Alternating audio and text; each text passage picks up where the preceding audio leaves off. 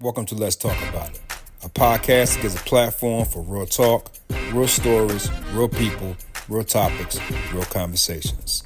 Welcome to the show. Enjoy the journey.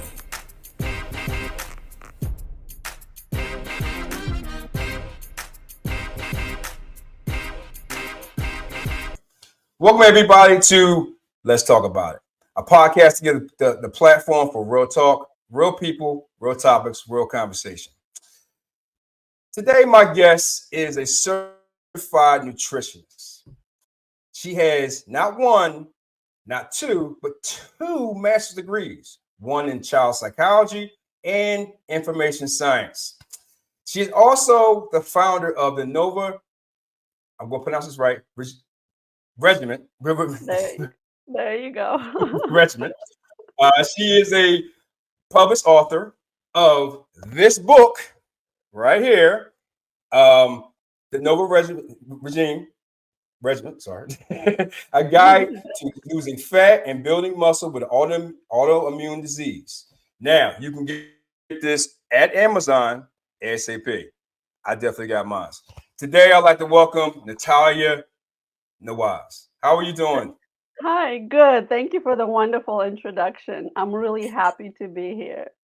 I tell you, I was so scared about getting this book in time. I ordered this book a week ago Okay. through Amazon, right? Yes. And Amazon, sometimes they have, they say you're gonna be here on time, not be here on time. This book arrived an hour before we're talking here. Oh, yes. How lucky is that right there, right? Yes.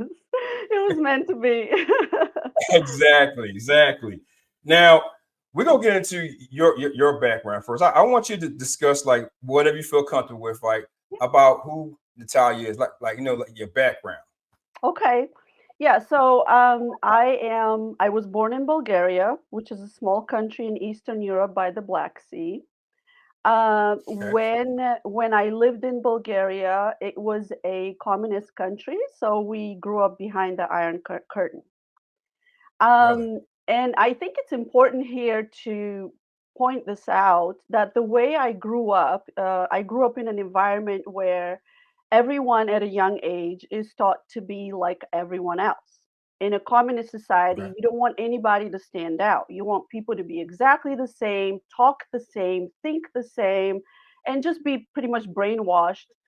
And my parents, at a very young age, my parents were very rebellious, and they instilled this thought in my mind and my siblings, um, to be an individualist, to be Right. different. You are different, you're unique, you are your own person, you don't want to be like everybody else. So I think growing up with that mindset, I took it with me to this day. And to this day, I have a very difficult journey with um, jumping on bandwagons or Mhm. trends and doing what everybody else is doing. I always want to think for myself, be a critical thinker, and receive information the way that I feel is best for me, and not necessarily follow what other people are doing. And so, as a preteen, I did move to the United States. I lived in New York City. In fact, my early years were sort of back and forth between Bulgaria and the United States. Okay. And I graduated high school in two different places. Bulgaria, Really? I graduated a French language academy, Wow. a- and in the United States, I graduated Western High School in Las Vegas, Okay. Okay. where I played varsity volleyball, and those were my early years of athleticism. I've always been very athletic, very mobile, hyper, always wanting to do something physically. And fast forward, so I did complete my undergrad in Connecticut, my graduate degree in New York, Bronxville, New York, which is Sarah Lawrence Okay. College in New York. And shortly after, well, about 10 months after 9/11, I moved to Kansas City because um, I am a 9/11 survivor. And that was probably the first experience that really shaped the way I lived the next 20 years of my life. Really? And we can talk about mental health here, but I suffered from PTSD for many years Okay. and did not speak to anyone about it. I internalized that experience. I didn't want to talk about it.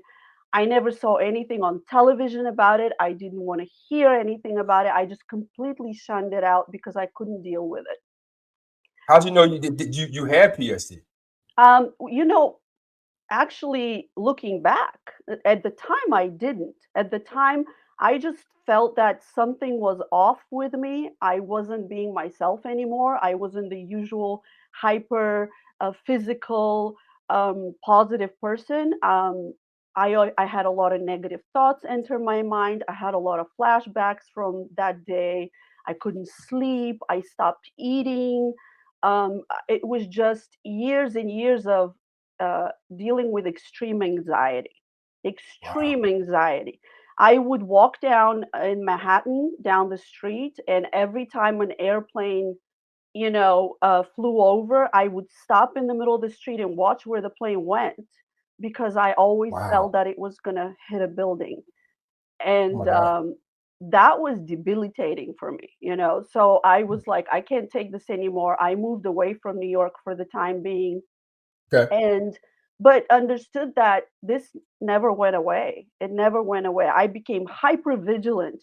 I was always, you could say, living on the edge. Yeah. um I'd go to bed and think about, okay, if someone broke into my house, what do I do first?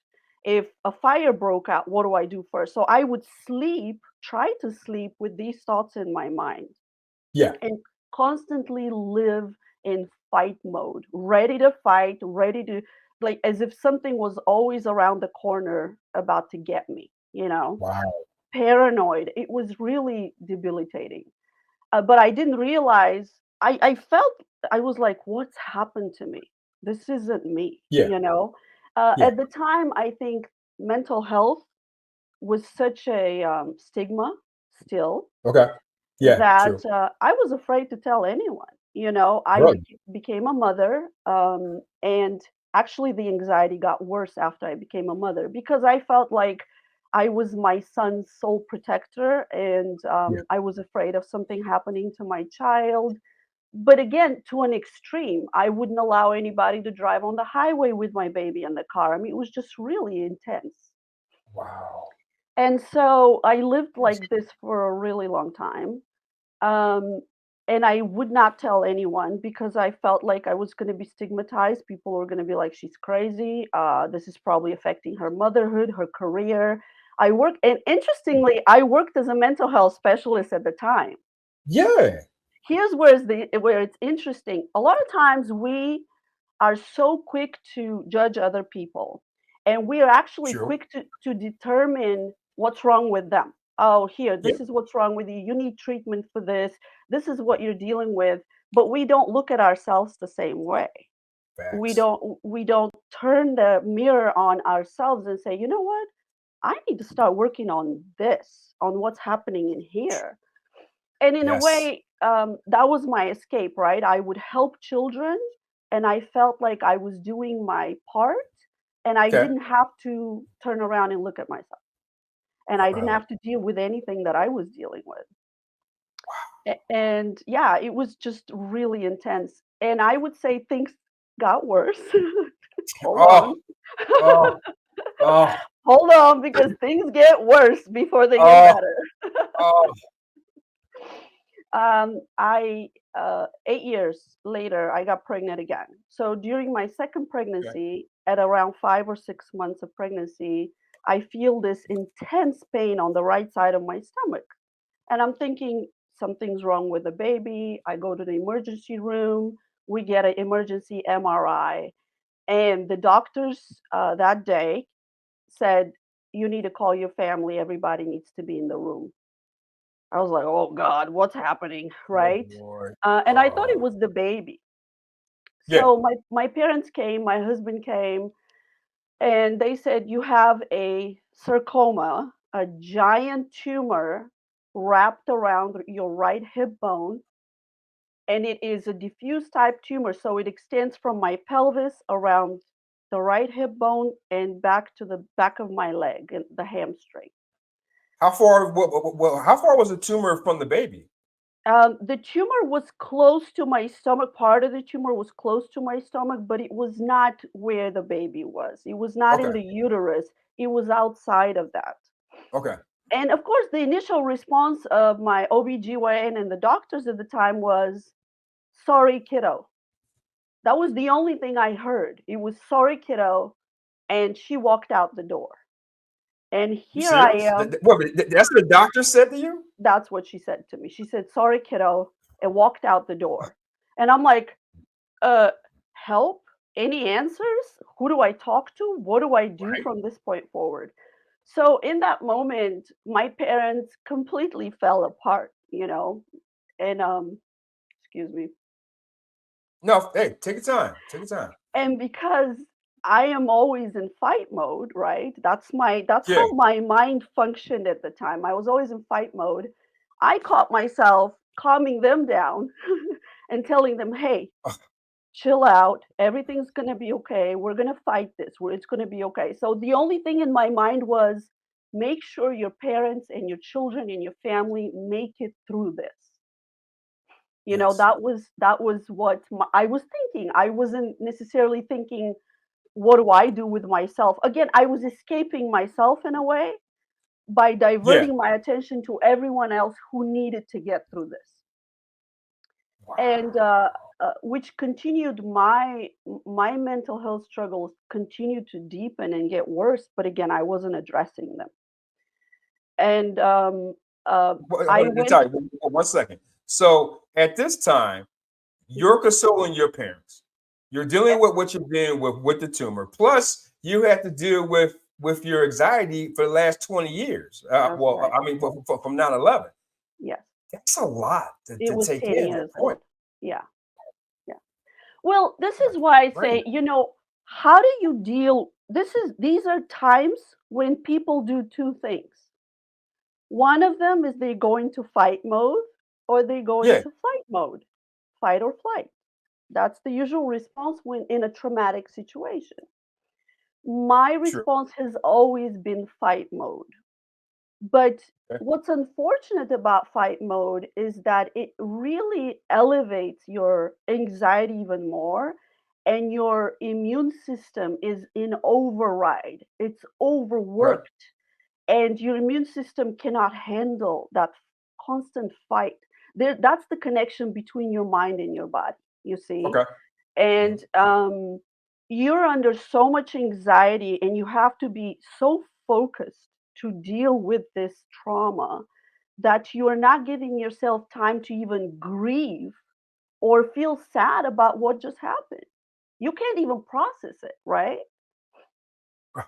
That's all the process right there. Absolutely. And process is so important in mental health struggles. I think it's so important to sit down and face the fact that you are faced with something unbelievable and you have no tools by yourself to figure Yeah. it out. And you have to allow yourself to fall apart for a while at that moment. This is Trust me, I my know. belief. Absolutely, because um, that's my need to control every situation at the time and to Hmm. fix everything really didn't allow Yeah. me to sit down and say, okay, Natalia, this is really intense and you don't know what to do with this. And allow me to even cry about it. Even cry about it. I didn't even do that. Wow. So So what? All this time, you never shed any tears at all? absolutely not. I don't think I've cried for the past 20 years. Oh well, trust me, I've been there. Trust me. If you go on my story, yeah, that's yeah. Yes, I I did totally watch your understand. story. It was very interesting, and I'd love Yeah. to talk to you about it sometime as well. Okay. Yeah. So, go ahead, continue. Yeah, so, I went to see a lawyer, again, fight mode, fix everything mode. I went to see a Yeah. lawyer to fix my health proxy, my living will. Mind you, I'm in my early 30s at the time, and I'm Okay. preparing to die, right? I'm thinking of this pragmatically. I'm thinking, okay, I need to make sure my husband and my children are set. and I need to make sure my parents are okay at the Wow. time. And Okay. um, um, and the chatter in the medical community at the time was that the doctors that took care of me was that you're going to have to get rid of this baby and you're going to have to start chemotherapy immediately. What? I'm almost 6 months pregnant at the time. So I could feel her kicks in my stomach at the time. So Oh yeah, my it, it God. was it was intense. So my first reaction was absolutely not. I don't care if I die, but I'm gonna give birth to this baby. And I'm gonna Gotcha. leave two children to my husband. And thankfully we have my parents, we have Yeah. his parents, and a huge support system around us to help raise the children and to help. That's awesome. And yeah, I was very fortunate in that, you know. And after seeing the lawyer, I finally saw an oncologist who is a world-renowned oncologist, Dr. Rosenthal. He's the best Midwestern authority on sarcomas. Okay. Incredible guy. I mean, this guy immediately made me feel like part of the family. He made me feel Yeah. like I was his daughter. He made me feel Now, like he cared about my care and my now child. I'm sorry. For those who knows, what is we call oncologist?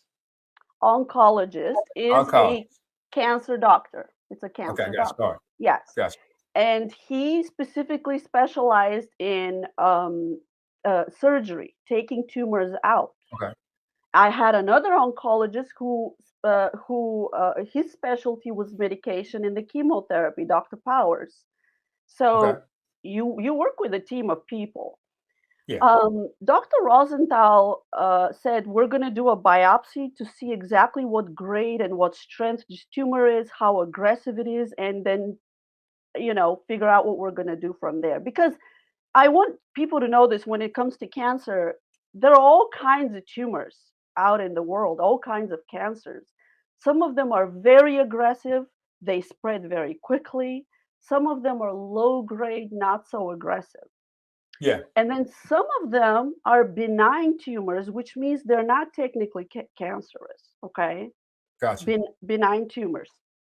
Um, we do a biopsy while I'm pregnant. He takes a sample of the tumor and sends it out to 24 different locations around the country to make sure that we get the right diagnosis. That's And awesome. lo and behold,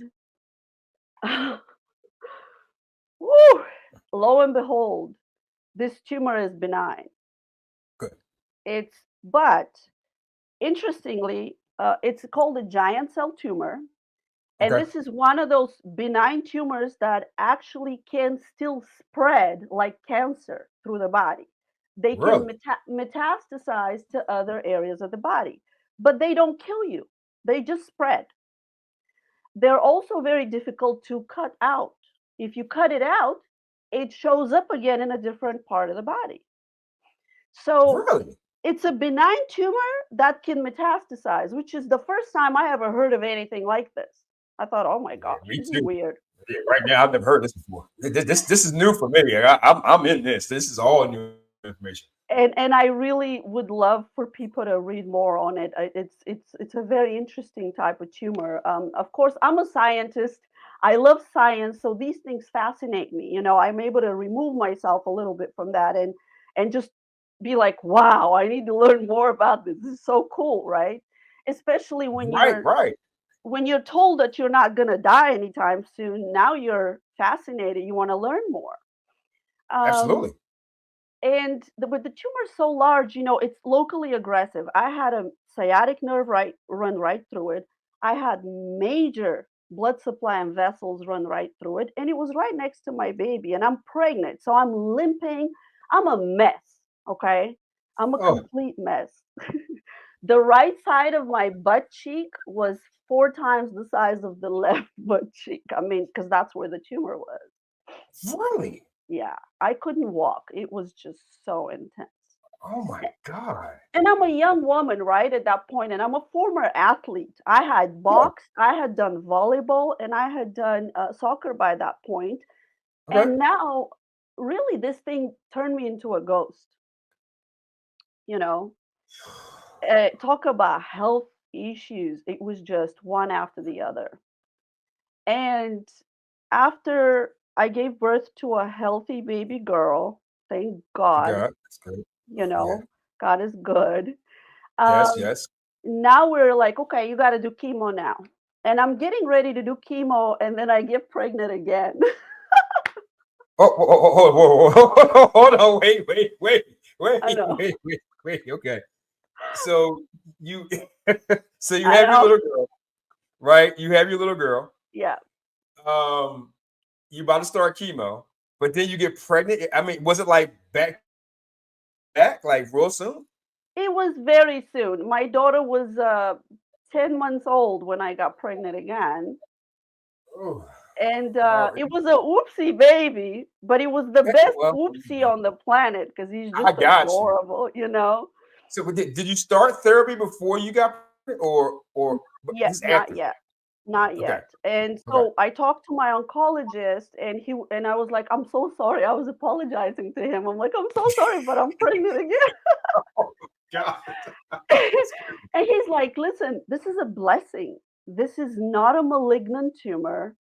You are building your family. We're gonna make it through this. I promise you." He's like, That's "This is awesome. gonna it's gonna be okay." He was just incredible guy, you know? And uh fast forward, third baby. I had the third baby. Yeah. By that point though, I had lost immense amounts of weight. Okay. Um, I couldn't really my relationship with food was not very good at the time. And this is Really? really important because I think a lot of people can relate to this. Okay. When things happen in your life, the last thing you're thinking about is eating healthy and exercising, right? You're like, I'm in survival mode right now. I'll eat whatever there is, Yeah. but also, a lot of us have not been raised with the thought of healthy eating. I wasn't. Um, None of us knew how vital food is to our health. Yes. None, right? I mean, none of us understood that food is in fact medicine. Yeah. It's medicine. And now people who have cancer are studying how to eat during chemotherapy to improve their chances of tolerating the chemo better, killing the cancer cells. Now there's a lot of research on that. Back then, there really wasn't that much. And I really wasn't hearing it either. I just wasn't informed on that. Well, one quick question. Yeah. So at this point, you have three children, Yes. right? And like you say, you got into like bad eating habits and stuff like at this point, right? Yes. Does that stem from like the anxiety and depression that you had before, and everything was Absolutely. all building up to it? Absolutely. It was everything was very mental. Even my attitude towards food was very mental. When I was pregnant, I ate for my children. I ate to make sure that Okay. they are healthy. I didn't eat for myself. I never thought Yeah. about myself. And this is something people need to know. In pregnancy, the baby is going to take what the baby needs to grow and survive. Okay. But if you don't have sufficient nutrition, the baby's going to take what it needs, but you are being deprived, and your body is falling apart because um you're not having nutrients for your body. You're just eating for the baby. Yeah. And we'll dabble into that a little later with nutrition, Okay. but basically what happened is I had three children, two of them were babies. I was back in graduate school, studying information science and education, Okay. uh, a second master's degree, and I started doing chemotherapy. All this all at once. Yes, and I have to be honest with you, some of that I did to myself. It's again this constant, you got to achieve more, you got to do more, boom, boom, boom, fight, fight, fight. Yeah. No break, no break. I gave myself zero break. Here I am doing chemotherapy, taking care of three children. My husband's working 14 hours a day to support us, you know, and here I am on top of that going to grad school. Sometimes I wonder what the hell was I thinking. But you had your parents to support you. His parents, your Incredible. parents. That's great Incredible. right there. Absolutely. And I think a lot of times my parents just didn't let me think that I should ever give up Yeah. or not want more for myself and for my family, no matter the circumstance. And I sort of took that with me, you know, I took that with me. They are very big on education, they're very Mhm. big on um, fulfilling your full potential, whatever that means, whether that's financial gain and success or emotional and mental um, health, correct? Yeah. And to me, over time, I understood that financial success meant nothing to me. And mental health, physical and emotional health were everything to me. These are my riches, you know. That's amazing. I love Um, that. but you know, it took a lot to teach me that. I was a stubborn Well, person. I yeah, well, you're having one hell of a journey right now. I'm loving this right now. Yes, thank you. And so we went ahead, and I mean, I don't know how detailed you want me to get, but you Whatever you know, feel comfortable with. okay, all right. Well, thank you for giving me the platform to share this. I think that a lot of people who hear that story, I hope will take something from it, you know, from my Absolutely. personal experience. So when I started chemotherapy, I did oral chemotherapy. You take medication at home, and Mhm. I went to the hospital to get infusion and with needles and all of that. Yeah. Now, chemotherapy successfully shrunk the fluid part of my tumor. So my tumor had a solid part and a Got it. fluid part around it. Okay. So the chemo shrunk the fluid part quite a bit, but it did Okay. not touch the solid part of the tumor at all. Ah, However, the tumor was so much smaller, I was able to do normal things again. I was able to bend down, carry my yeah. children, you know, all the simple things of life that we take for granted. Yeah. I was able to walk again, you know, something I took for granted prior to. And we stopped chemotherapy because it plateaued. We just basically reached as far as chemo could reach, and this was it. And I Okay. sort of moved on with my life, but the tumor was still there, just a lot smaller. Okay. And we would monitor it every 3 months. Then it became every year, and my quality of life was improving for the time being. Okay. However, after Love it. chemotherapy, Okay. and this is just a nightmare. People are going to hear my story and be like, "This is a nightmare." But Oh my goodness. I want to say this. I'm really grateful this happened. I'm really Okay. grateful this happened. I feel that I would have lived my life, maybe fulfilling this much of my potential and understanding this much of what life is about if these Okay. things hadn't happened. Okay. I lived in a bubble for a really long time, and this just burst my bubble and taught me so many new things. Okay. And I think a lot of us can relate to this. We live in that bubble, and we don't want to get out of it because this is our comfort zone. The bubble is our comfort. We are comfortable controlling our environment in that way. And Yeah. then something happens to you that you can't control anymore. That's completely out of your control. And it completely shatters every belief you've ever had. And you have to start over. And I've when been you there. start over, you learn all these incredible new lessons that you're so grateful you learned. And Yeah. you know, but you Yeah. have to allow yourself, you have to listen to these signs. You have to listen to these lessons. You have to allow yourself and say, you know what? I am full of and what just happened to me, I need to check myself, abandon old ways of thinking, Mhm. admit to myself that I'm full of Oh, and I'm there. right, Trust me. I'm there. absolutely. Yes, I think a I'm lot of there. us have been through this process. Yes. And then start to open my mind to learning better ways to live, better ways to give, better ways to help, just better quality of life all around, you know. Goodness. And it so after chemo was over, I Okay. graduated my second degree, and I got diagnosed with 4 different autoimmune diseases. Here's here's where we are now. Yes. Now, this Yes. is really important, and I'm going to say this even though it might be slightly controversial. Go ahead.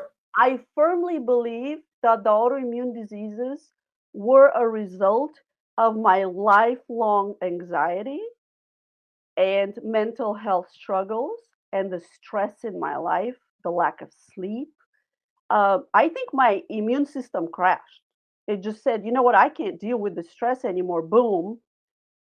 And now I'm getting sick, one after the other, and after the other, you know?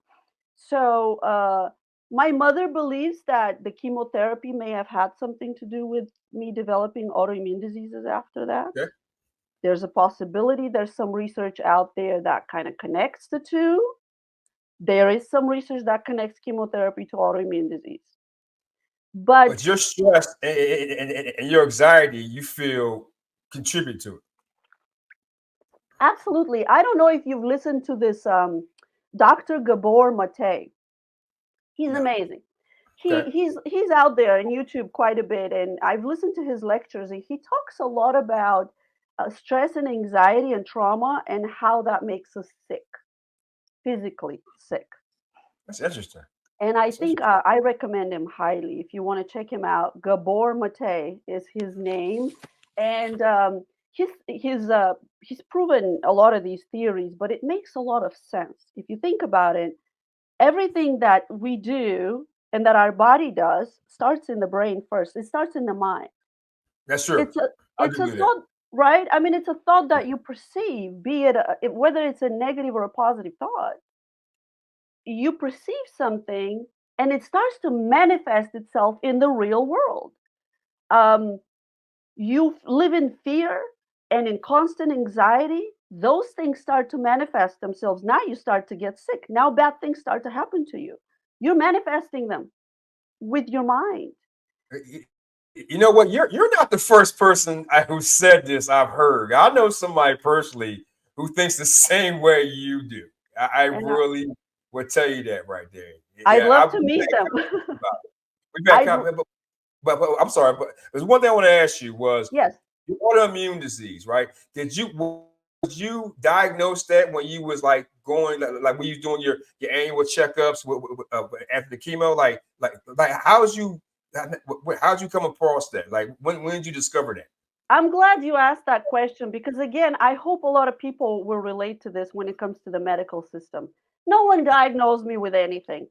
I had symptoms for a really long time.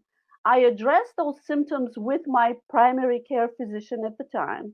She completely dismissed me and she thought I was a hypochondriac. I was making it all up in my head.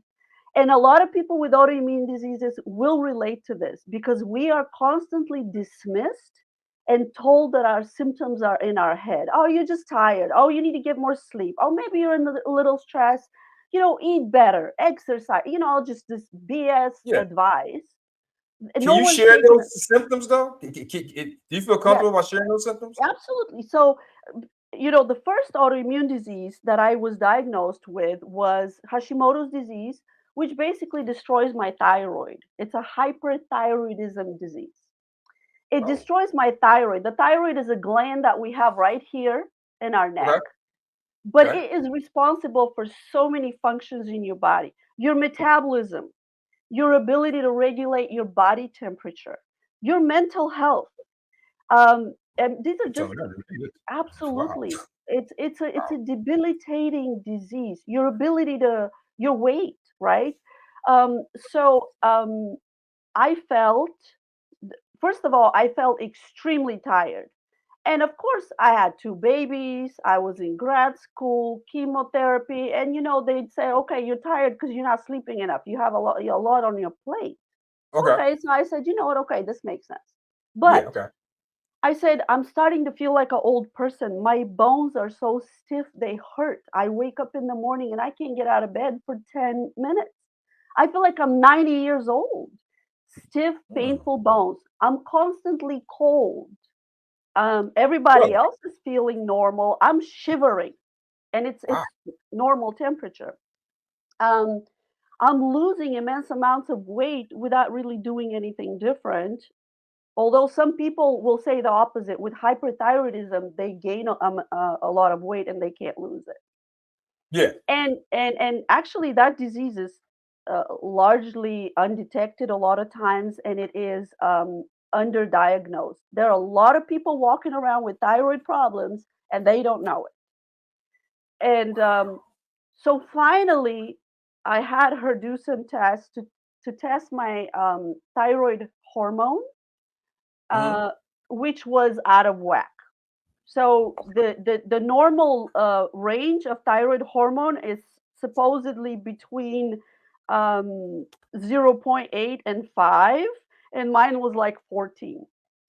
Now, I want to mention something else that a lot of people will relate to as well. Bring it. Bring it. They'll tell you that the normal range is zero point 0.8 to 5. If you're going to go with thyroid hormone level of 3, but feeling like complete shit. And they'll say, "Oh, your thyroid hormone's fine," even though you have all the symptoms of hyperthyroidism. And they'll say, "No, the hormones are fine." And they rely on one test and it's over. You don't get any treatment, you don't get taken seriously. And people feel like crap. So there are other ways to test and find out if the thyroid is not functioning, and there are other tests. One question, like in your opinion, why you think they do that? I think this is a loaded question. It's a complicated question. I believe the It's your American opinion. I believe Yeah. the American medical system is designed to get us in and out of the door, medicate us, on to the next one, on to the next one, on to the just and it's not designed to take care of the root cause of our health issues. It's designed to put a band-aid on our problem, right? Okay. You let's just mask the problem with some meds and get her out the door because I need the next patient to come in and get paid.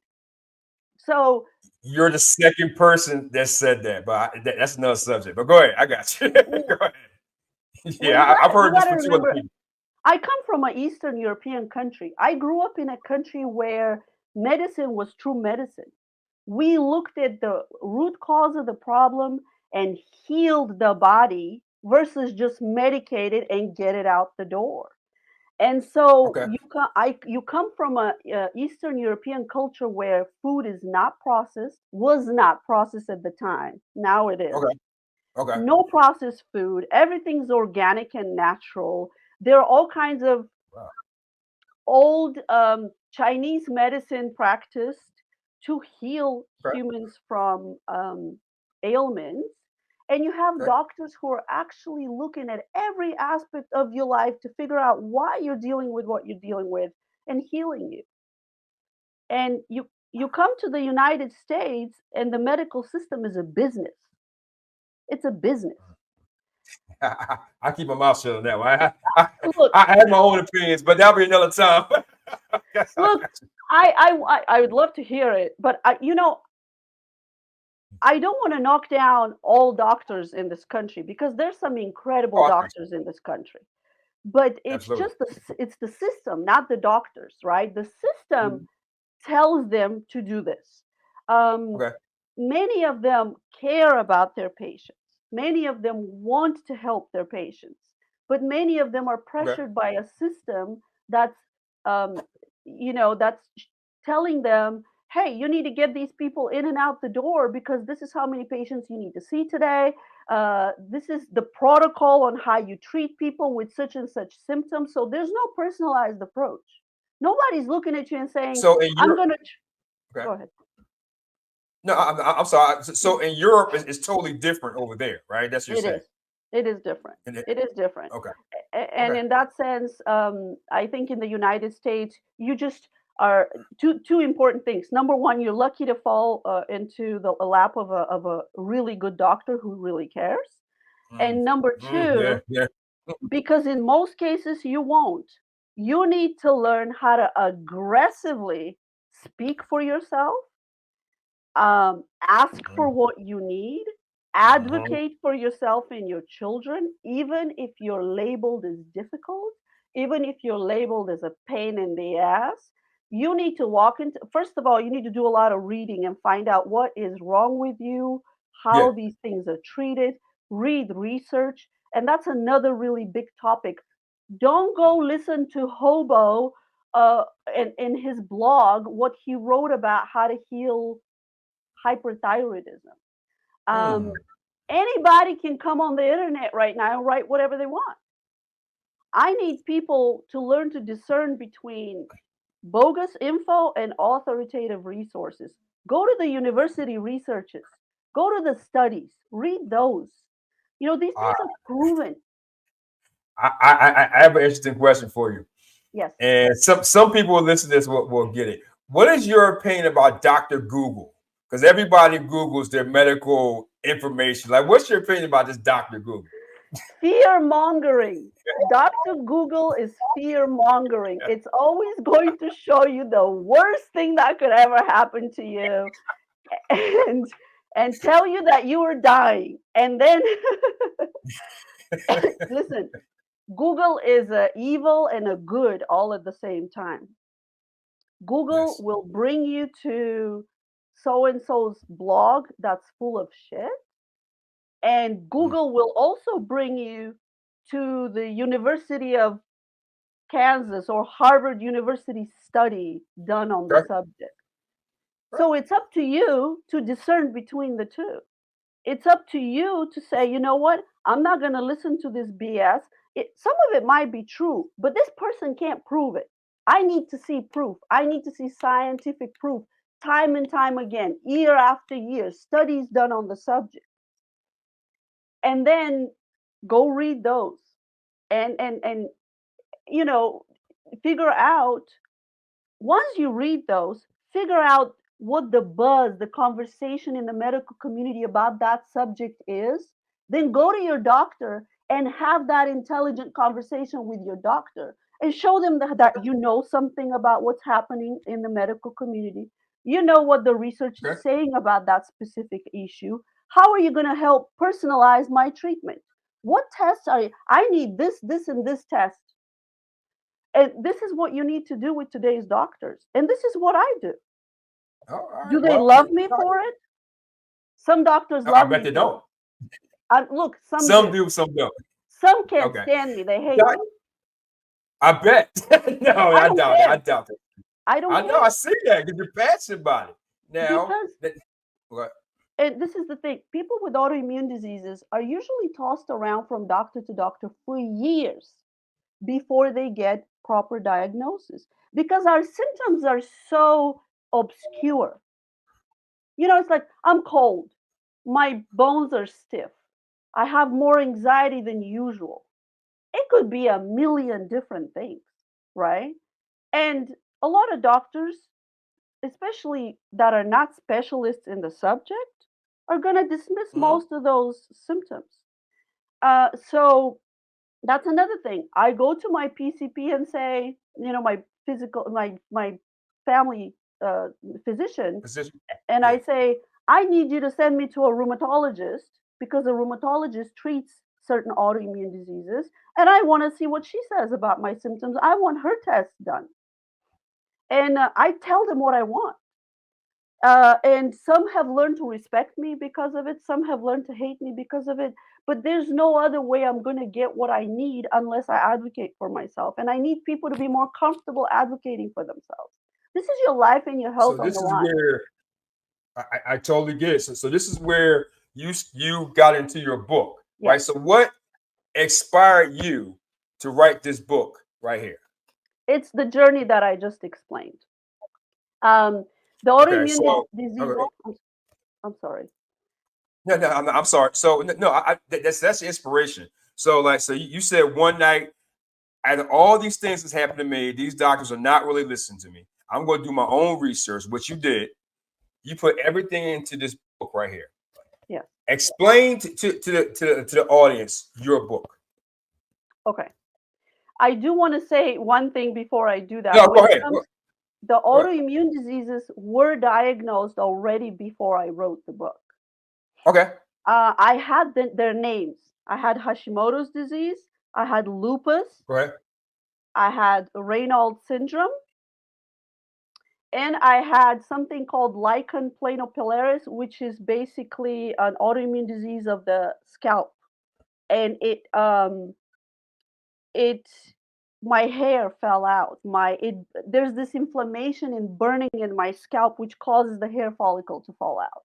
This is the fourth Really? one. A lot of people don't know about it. That's why I explain it. People have heard of lupus, right? And Raynaud's Yeah. and Hashimoto's, but they haven't heard of this one.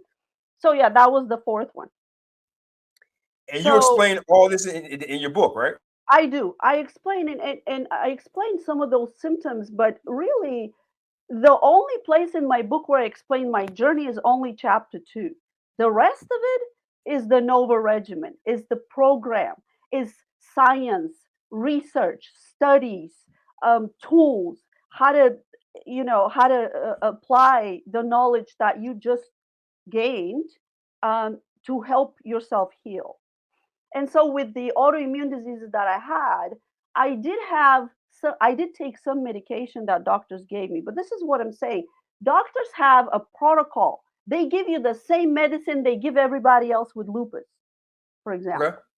Well, we're individualists. Our bodies are so entirely different. We need an individualized approach. And none of those Yes. approaches and none of those approaches include a lifestyle change. None of it. They're all just Very good. medicating you with medication that has side effects worse than the disease you have. Because everybody, you said it, everybody's different. Because not every medication is not everybody's going to take it in that well. I remember I had just something happened to me, and they kept on giving me this medication, so it should work. It happens. It does for everybody. I didn't take it Absolutely. in. I had to take like 3 different ones until I found my right one. Yeah. And see, I don't want to knock down medication because let's go back to No, no. chemotherapy. Chemotherapy Okay. saves lives, right? It Yes. saves lives.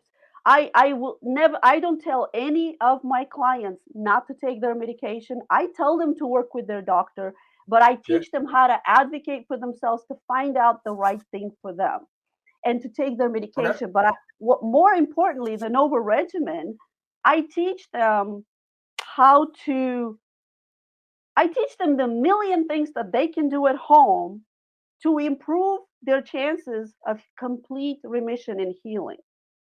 And I teach them the importance of nutrition and lifestyle changes to their quality of life. Something that the doctor's not going to teach you. So, Okay. this is an approach that I think most people don't listen to people like me because they don't Mhm. believe in it. They don't believe it. They don't believe that there's anything they can do that's in their control to heal their own bodies. They don't believe Okay. that people are skeptical. So, to fight the skepticism of people, I have included a lot of research in my book to show them that a lot of this has been proven by science to work. And it worked for me. I am a prime example. I've been in remission Yeah. for 3, 4 years now. Oh, that's Um, amazing. I've worked with over 200 people just this past year. The majority of them are in remission now. Many of them, quality of life has improved tremendously. I just had a lady with multiple sclerosis and she couldn't walk. She was in a wheelchair for years. And after 5 months after my program, she was walking around playing with her grandkids. Her niece called me to tell me she's never played with the kids. She's never been able to play with them on the floor or celebrate Christmas with us because she was in a wheelchair. She couldn't do anything. So you know, so it's So not a joke. no, I know it. It's not a joke. Yeah. Let's get into Yes. nutrition part. Okay. So Now, yeah, now you said nutrition is good for the autoimmune disease. nutrition. The type of nutrition in my program Yeah. uh, heals autoimmune disease. It brings you to remission, but it also helps heal many other ailments like How so? diabetes. Let me explain. The Nova regimen marries two approaches. Yeah. It marries the anti-inflammatory approach to autoimmune disease, eating anti-inflammatory foods, and the Okay. bodybuilding approach, the hypertrophy diet. Why? And of course, training, strength training. Yeah. Why? Yeah. Why the two? Anti-inflammatory has already been proven to work for a lot of people with autoimmune disease because autoimmune disease is an inflammatory response. My immune Okay. system overreacts every time I get a virus, right? You get over the Yeah. virus. Any normal person gets over the virus 4 days later. My Okay. body overreacts, my immune system overacts and actually brings more inflammation to my body. So now I am my immune system, instead of fighting that pathogen, that virus that I just got, it fights the healthy tissue in my body. It destroys the healthy tissue in my body. I'm destroying myself basically. That's what autoimmune disease is. My body Okay. destroys itself. So in the anti-inflammatory portion of the program is keeping the immune system leveled and keeping it from getting too excited, basically too overactive, so that inflammation Okay. is low and you're healthy, nothing's happening.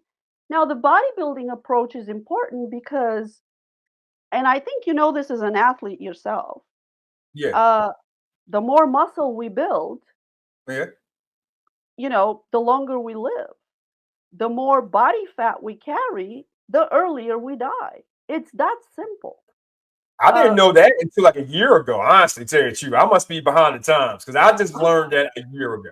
well, I'm glad. Well, you learned it, but you Yeah. look amazing. You work out every day. You've got I lots of appreciate it. I muscle. appreciate it. It's tough for my man my age, but you know.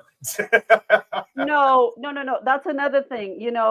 I'll tell you how old I am, and people are flabbergasted. I'm 45, and Bullshit. people don't believe that I'm You 45. serious? I have a 20-year-old son in college.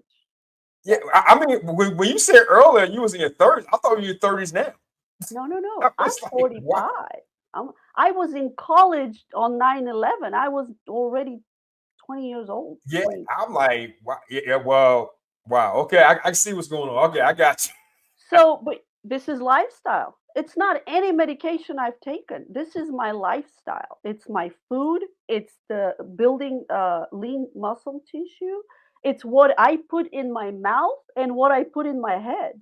The food that I feed my brain and my mouth matter. And I'm really careful about what kind of things I read, what information I receive, because it affects my mental health. I need to be careful to feed my mind only positive things. Um, and that's another Woo. conversation. But what you feed your brain, your body responds to. And so That's food is true. the exact same way. Food is medicine if you know what kind of food to eat.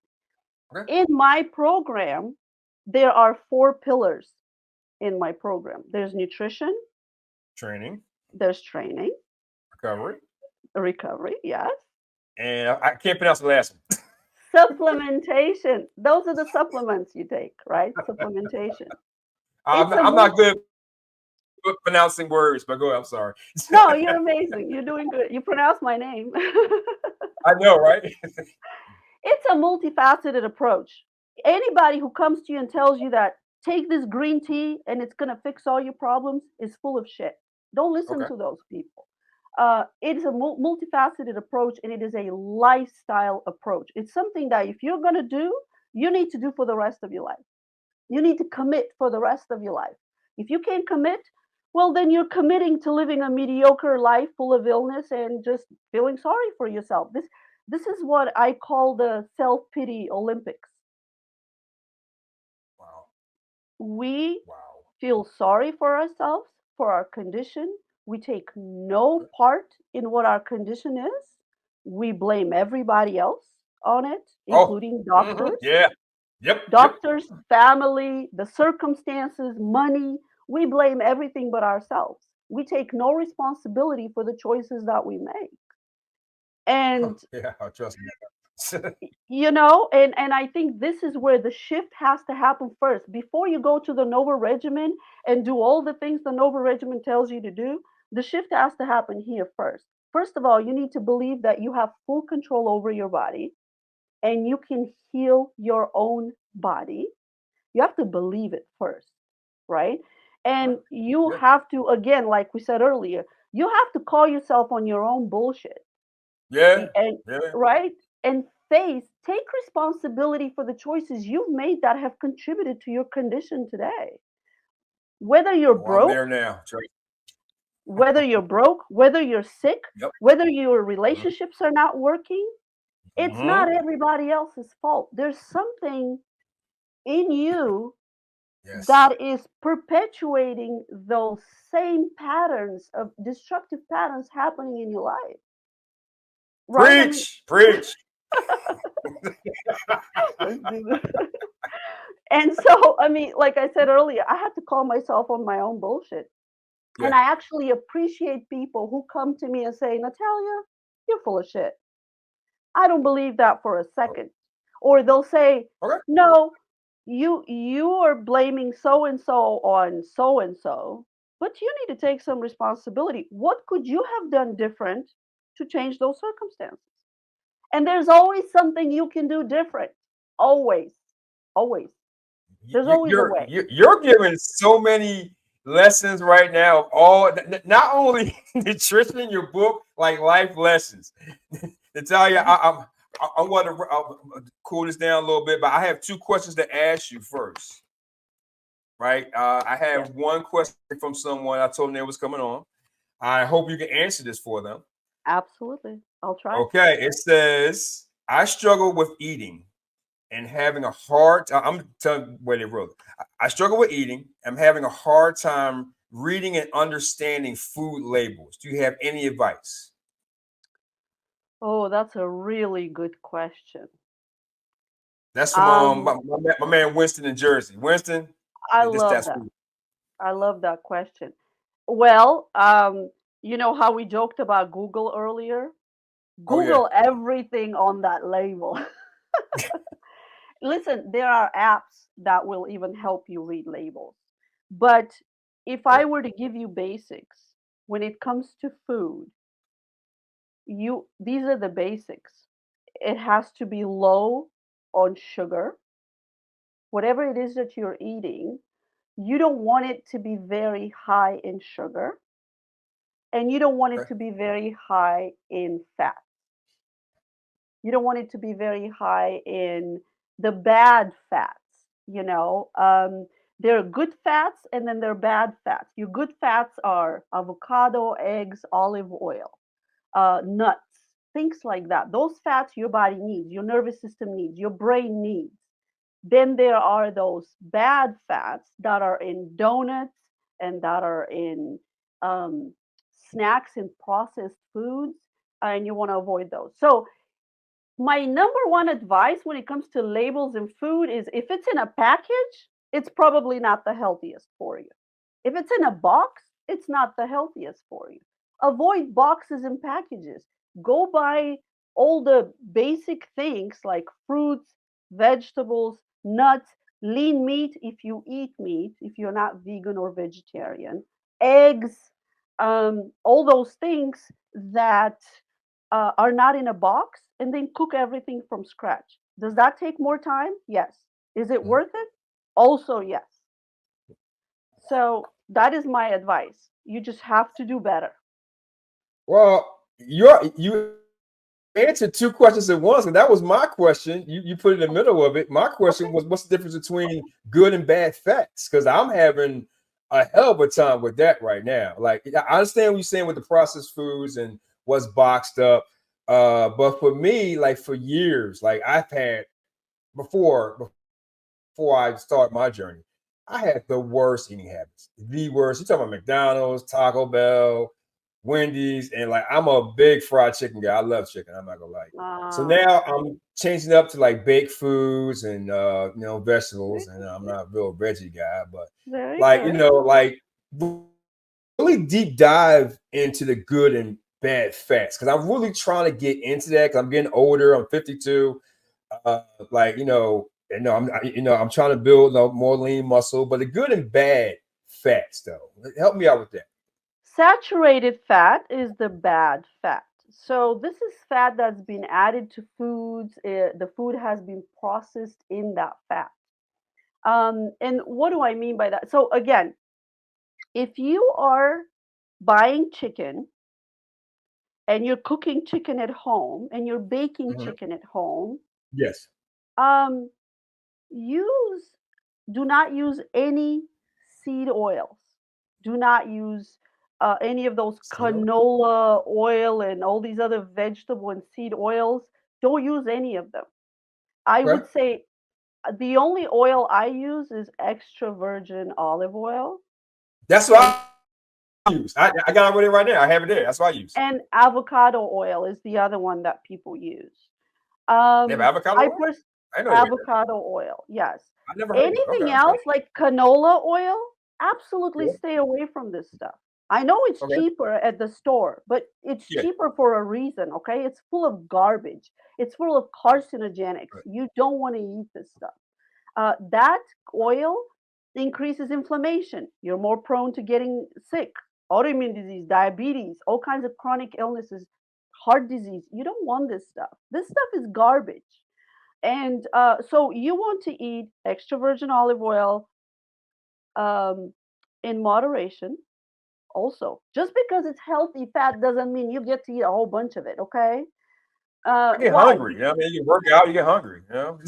The thing is, So, you're if you want to listen to your instincts, go ahead. If you want to yeah. go into my book, I have broken down everything to a T. I have written nutrition That's why I got it. programs, strength training programs, what does what and how to do it. I've literally written it down for a first grader so people can truly understand how to manage their own nutrition and their training and their recovery and their supplementation. And also, I do want to mention this is important. Even though my book is Go ahead. for people with autoimmune diseases and chronic illnesses, my book is used by bodybuilders constantly also. By pro bodybuilders use this book with their clients. Why? Because you can adjust anything in that book to that specific person's needs. If they have an autoimmune disease, you're going to eliminate gluten, dairy, and soy out of their diet. If they don't Really? have an autoimmune disease, you don't have to. You don't have to, right? Okay. Now, if when it comes to the training portion, which has many tiers in the program, if you are a person with a chronic illness that can barely move, there is a program for you in there. And then there's a program in tiers all the way to the professional bodybuilder who needs something really advanced to continue building the muscle that he needs to build, he needs to Yeah. build.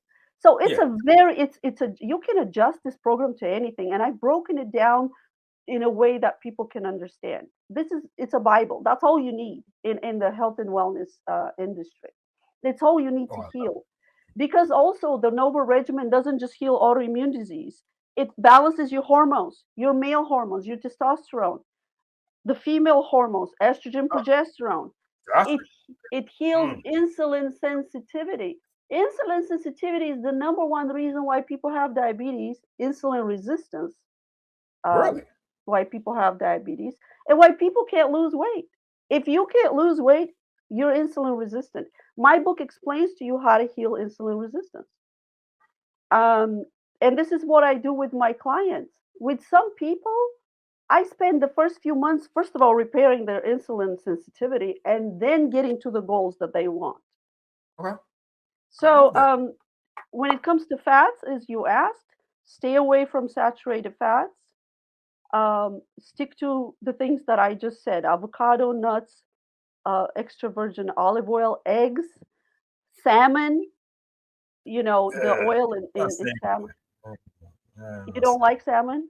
No, No. no. Okay. So then just eat your chicken. Do you eat beef? Oh, I love, yeah, yeah, I do. I'm actually I just tried some vegan stuff, right? But one had Sarah on. I'm actually trying some of that, and she gave me Good. some ideas about that. I'm mixing it in with my diet, so that's a good one right there. But Natalia, I'll tell you right now, we gonna wrap this up, but Yes. you got to play my little game first. And Okay. after this game, I'm gonna give you the last word to whatever last message you want to say to the audience that's very, very important to you. But first, we gonna have some fun right now. Okay. We Let's we have do some it. fun first, and then we will get the floor. Now, this is Now, you've seen the show before. Pick and choose random questions. 15 questions, 90 seconds. Are you ready for this? Wait, so you ask the questions and I answer them in the moment? Yep. You Okay. got 90 seconds. It's real simple. Trust Okay. me.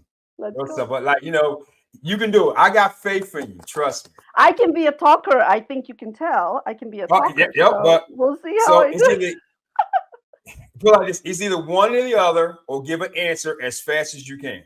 Gotcha. Because you got 90 seconds, and yeah, that's a minute and a half. I know you can do it. Ready to go? Yes. All right. Talking or listening? Listening. Short stories or novels? Short stories. Would you prefer to cook a romantic dinner or do the dishes? Neither. Pick one. I'll cook. I'll cook. Okay. Push-ups or sit-ups? Push-ups. Start work late or leave work early? Start work late. Night out or night in? In. If you can meet any celebrity in the world, who would that be? Oh, that's a hard one. Come on. Oh, I don't know. Oh my gosh. I really don't care for celebrities. Okay. Sorry. It's all right. A beach workout or mountain hike? Mountain hike. Time travel to the past or the future? Neither. I like to live in the present. A tree swing or hammock? Hammock. Okay. Free healthcare or free education? Oh, both. Come on. I can't choose one or the other. Well, healthcare comes first, I suppose. Okay. Words or actions? Definitely actions. Okay. Win the lottery or land your dream job? Lottery, duh. Cardio or weights? Weights. No cardio for me. Clean as you cook or clean up at the end? I clean as I cook. All right. Now you ain't do too good on that one. This is fun. These are awesome questions, and I'm still thinking about the celebrity I'd like to meet. Somebody really smart, okay? Maybe Einstein. Einstein? Yeah. Right? Yes. There you go. So I'll take off 5 seconds, but I don't know if it's going to help or not. But Sorry. Thank you. Nataylia, I want you to have the final word on this one about something that's important to you that you want to share with the audience. The floor is yours. Something you really want to get out that you have not got out in this conversation. I love that question. Oh, this is amazing. You have the best questions. I just want people to know that they can do hard things. You can do hard things, and things are not easy, but you can do them. You have full control over your life, your health, your physical, mental, emotional well being, the quality of the life that you have. You have full control. The moment you believe that everything is in your hands, I think that you are going to soar from there. This is my final message for people. You heard it, guys. She just told us an amazing story. Nataylia, I thank you so much for coming on. I appreciate you, seriously. Guys, Thank I you can't for wait. having me. And everybody, check Yes, me out at novaregimen.com. It explains more about what my program does. And I'm really grateful to be on this podcast. I hope we can do this again. absolutely. Looking forward to it. Thank you so much for having me. Trust me, when it comes out, I'm tagging all your information onto it in the description. So, and and especially when the trailer comes out, we're gonna put everything into it. So, thank you so much for coming. Okay, ladies and gentlemen, thank you so much for being here for Let's Talk About It. I'll see you next time. Everybody have a good week. See you next week. Thank you, ladies and gentlemen, for watching the show. Please subscribe, click on the bio, support the show. Thank you so much again. We'll see you next week for another amazing episode on Let's Talk About It.